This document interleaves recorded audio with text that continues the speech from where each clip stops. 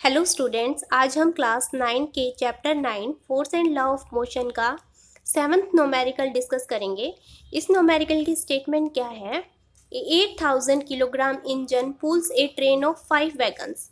कि 8000 किलो का एक इंजन है जो कि ट्रेन के 5 वैगन्स का मतलब क्या होता है? डिब्बे, 5 डिब्बे को खींचता है। ठीक है, और हर एक डिब्बे का जो मास है वो 2000 किलोग्राम दिया हुआ है।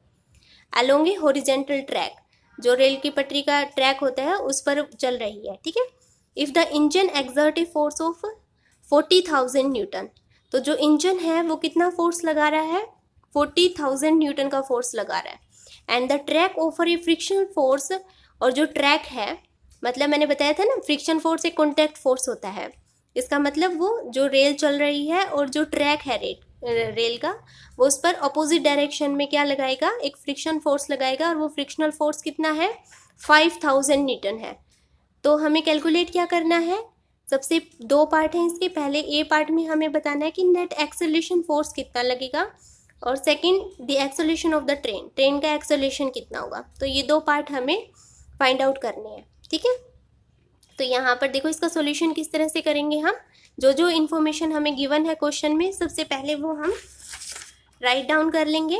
यहाँ पर देखो, इसको डायग्राम की हेल्प से समझोगे तो इजीली क्लियर हो जाएगा नोमेरिकल आपको। यहाँ पे ये इंजन बनाया है मैंने, जिसका वेट 8000 किलोग्राम आपको गिवन है, और ये 5 जो है इससे ट्रेन के डब्बे हैं, जिसमें से हर एक डब्बे का जो मास है वो 2000 किलोग्राम है। मतलब अगर 5 डिब्बों का मास हम कैलकुलेट करें तो 5 × 2 10,000 किलोग्राम हो जाएगा। ठीक है, तो हमें क्वेश्चन में गिवन था कि इंजन कितना फोर्स एक्सर्ट कर रहा है आगे की तरफ? 40,000 न्यूटन का। और जो ट्रैक है वो उस पर फ्रिक्शनल फोर्स कितना लगा रही है? 5000 न्यूटन का। ठीक है, देखो यहाँ पे हमें एक इन्फॉर्मेशन और पता चलती है कि फ्रिक्शनल फोर्स कम है और आगे लगने वाला फोर्स ज़्यादा है, तभी आपकी ट्रेन मोशन में है। ठीक है, तभी वो चल रही है, क्योंकि अगर फ्रिक्शनल का फोर्स ज़्यादा हो जाता तो ट्रेन रुक जाती, लेकिन अभी ट्रेन चल रही है, इसका मतलब ये आगे लगने वाला फोर्स ज़्यादा है। तो नेट एक्सेलरेटिंग फोर्स कैसे निकालेंगे हम?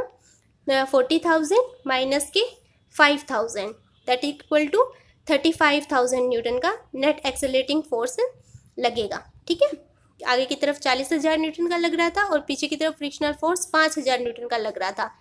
नेट एक्सेलरेशन कहाँ पे आएगा? आगे की तरफ आएगा, तभी तो ट्रेन मूव कर रही है, क्योंकि आगे की तरफ लगने वाला फोर्स जो है वो ज़्यादा है। ठीक है, अब हमें सेकेंड पार्ट में क्या बताना था? The acceleration of the train, train का एक्सेलरेशन क्या होगा। तो ये कैसे सॉल्व करेंगे हम? देखिए, सेकेंड पार्ट में हमें बताना है एक्सेलरेशन ऑफ द ट्रेन। तो सिंपली न्यूटन का सेकेंड लॉ, जो लॉ है, उसका फॉर्मूले से हमें पता है force is equal to mass into acceleration, और यहाँ से हमें एक्सेलरेशन निकालना है ट्रेन का। तो मास को यहाँ पे डिवाइड में ले आएंगे, तो force upon mass is equal to acceleration. अब मास, टोटल मास कैसे निकालेंगे? क्योंकि पूरी ट्रेन का निकालना है, तो ट्रेन में तो इंजन भी है और उसके डब्बे भी हैं। तो मास ऑफ इंजन प्लस में 5 × मास ऑफ ईच वैगन, क्योंकि 5 डिब्बे गिवन है ना हमें क्वेश्चन में।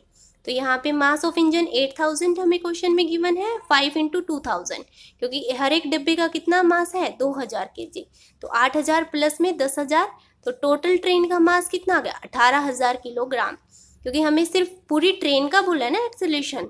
अगर सिर्फ इंजन का बोलता या फिर सिर्फ डब्बों का बोलता तब आप उनका मास लेते, लेकिन अभी हमें पूरी ट्रेन का बोला है, इसलिए हमने पूरी ट्रेन का मास लिया है, जो कि 18,000 किलोग्राम आया है।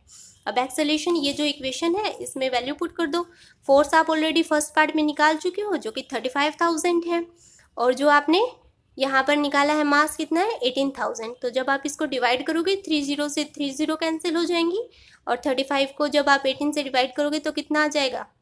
1.99944 मीटर पर सेकेंड स्क्वायर जो है वो आपका आंसर आ जाएगा। तो ये नोमेरिकल था आपका 7th। आई होप आपको ये क्लियर हो गया होगा। Thanks for watching.